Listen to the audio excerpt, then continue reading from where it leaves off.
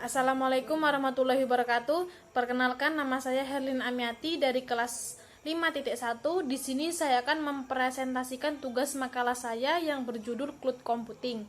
Pengertian cloud computing. Cloud computing terdiri dari dua kata, yaitu cloud dan computing. Jika cloud diartikan di dalam bahasa Indonesia memiliki arti awan, sedangkan computing yang berasal dari kata compute jika diartikan ke dalam bahasa Indonesia memiliki arti perhitungan. Jika kedua kata tersebut digabungkan, maka cloud computing merupakan komputasi atau perhitungan yang dilakukan di awan. Awan di sini maksudnya adalah jaringan internet. Komputasi awan atau cloud computing adalah gabungan pemanfaatan teknologi komputer atau komputasi dan pengembangan berbasis internet atau awan. Awan atau cloud adalah metafora dari internet, sebagaimana awan yang sering digambarkan di diagram jaringan komputer. Komputasi awan atau cloud computing adalah suatu konsep umum tren teknologi terbaru lain yang dikenal luas mencakup SaaS, Web 2.0 dengan tema umum berupa ketergantungan terhadap internet untuk memberikan kebutuhan komputasi pengguna. Sejarah cloud computing. Sejarah cloud computing tercatat mulai pada tahun 1960-an, di mana pada saat itu seorang ahli komputer dari MIT memberikan gagasan bahwa kelak pada suatu hari akan lahir infrastruktur publik untuk sebuah komputasi layaknya layanan listrik dan telepon. Pada tahun 1990, ide itu mulai direalisasikan dengan hadirnya konsep ASP atau Application Service Provider yang memungkinkan pengelolaan data secara terpusat oleh suatu perusahaan. Ide-ide tersebut terus berkembang biak sehingga pada tahun 1995 lewat Larry Ellison yang merupakan seorang pendiri Oracle menggagas ide yang diberi nama network computing. Karakteristik cloud computing yang pertama adalah demand self-service atau pelayanan diri sendiri saat diperlukan. Pengguna dapat memesan atau mengelola layanan tanpa interaksi dengan penyedia layanan, misalnya dengan menggunakan portal web dan manajemen antarmuka. Contohnya seperti menggunakan email, kita bisa menyimpan, memindahkan, menghapus email tanpa campur tangan dari penyedia cloud. Yang kedua, broad network access atau akses jaringan yang besar. Layanan yang tersedia terhubung melalui jaringan pita besar, terutama untuk diakses secara memadai melalui jaringan internet, baik menggunakan thin client atau thin client ataupun media lain seperti smartphone.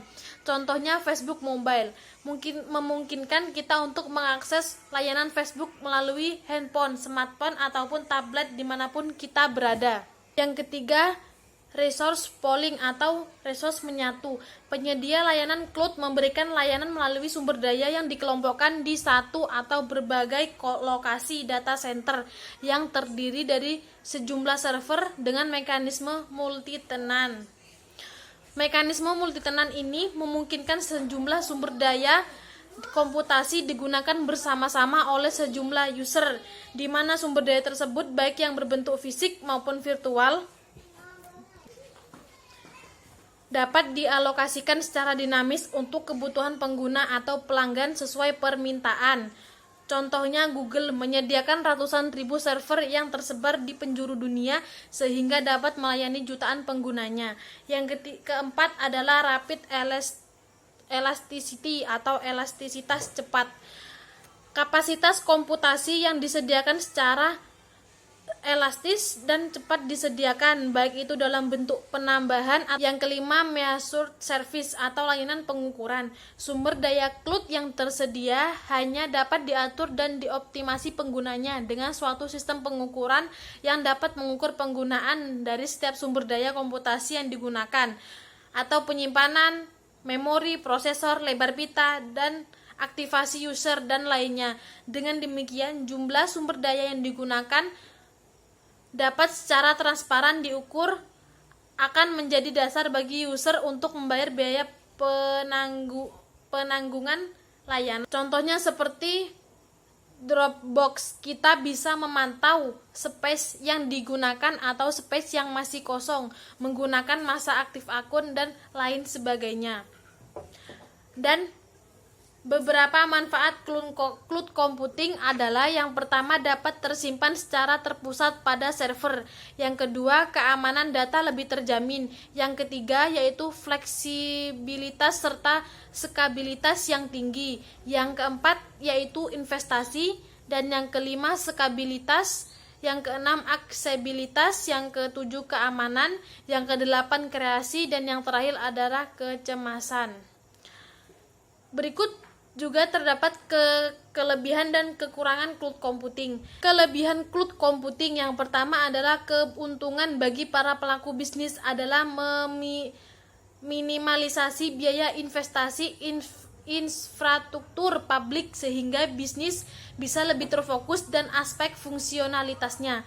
Yang kedua, bagi application developer, layanan PaaS memungkinkan pengembangan dan implementasi aplikasi dengan cepat sehingga meningkatkan produktivitas. Yang ketiga, bagi para praktisi yang bergerak di industri IT, hal ini berarti terbukanya pasar baru bagi industri jasa pengembangan teknologi informasi. Yang keempat, bagi pembisnis di bidang infrastruktur, hal ini merupakan peluang yang besar karena dengan meningkatnya penggunaan layanan SaaS ini akan meningkatkan penggunaan bandwidth internet.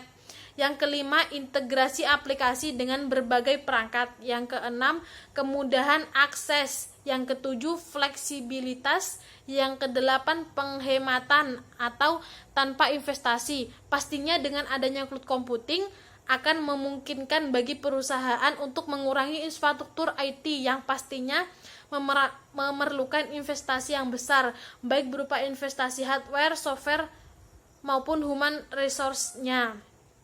Yang kesembilan, mengubah CAPEX menjadi OPEX. CAPEX atau capital expenditure atau pengeluaran modal. Sedangkan OPEX merupakan operational expenditure atau pengeluaran modal. Seperti kelebihannya pada sebelumnya, ini masih seputar masalah keuangan. Jadi dengan menggunakan teknologi cloud komputer ini, kita bisa melakukan pengeluaran modal. Sebaliknya kita hanya melakukan pengeluaran operasional. Yang ke-10, lentur. Yang ke-10, lentur dan mudah dikembangkan. Sesuai dengan salah satu karakter cloud computing yaitu rapid elasticity, maka ini merupakan salah satu kelebihan cloud computing. Jadi customer bisa dengan mudah menaikkan dan menurunkan resource yang dipakai, dan ini akan mempengaruhi cost yang dikeluarkan. Yang ke-11 yaitu fokus pada bisnis bukan pada IT. Dengan mempercayakan semua pengelolaan seputar IT pada cloud service provider, maka kita akan lebih fokus pada bisnis kita bukan pada pengelolaan IT-nya.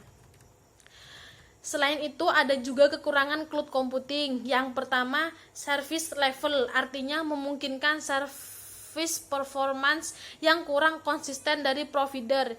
Inkonsistensi cloud provider ini meliputi data protection dan data recovery. Yang kedua, privasi, yang berarti adanya resiko data user akan diakses oleh orang lain karena hosting dilakukan secara bersama-samaan. Yang ketiga, compliance yang mengadu pada resiko adanya penyimpangan level compliance dari provider terhadap regulasi yang diterapkan oleh user.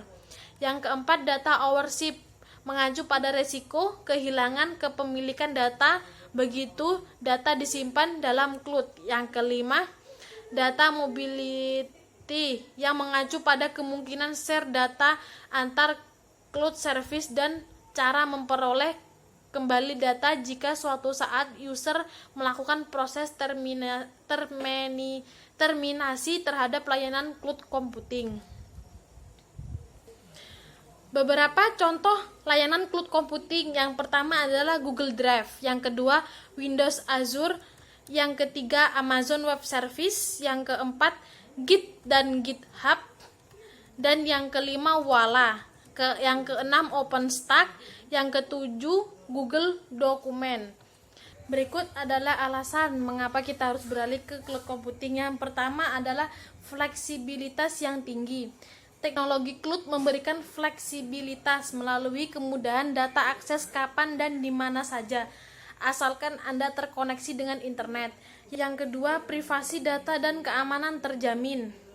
Dengan menggunakan cloud, Anda tidak perlu khawatir soal privasi karena keamanan data dapat disimpan dengan aman melalui server yang difasilitasi oleh penyedia layanan cloud computing, yaitu jaminan platform teknologi, jaminan ISO, data pribadi, dan sebagainya. Yang ketiga yaitu pemanfaatan sumber daya lebih maksimal. Layanan cloud dapat membantu menjaga kelangsungan bisnis Anda dengan fitur-fitur yang optimal. Baik lagi para pekerja, Anda juga memiliki lebih banyak waktu untuk bekerja secara optimal serta memberikan potensi keuntungan yang lebih untuk perusahaan. Yang keempat yaitu hemat biaya dan investasi jangka panjang. Jadi kesimpulannya adalah cloud computing menjadi jawaban dari masalah ketidakpraktisan membawa stroke device kemanapun Anda pergi. Dengan adanya CloudStroke yang berbasis stroke online, Anda dapat membawa pekerjaan Anda dengan mudah kemanapun Anda inginkan. Sekian presentasi yang dapat saya sampaikan. Jika ada salah kata dan kekurangannya, saya mohon maaf yang sebesar-besarnya. Wassalamualaikum warahmatullahi wabarakatuh.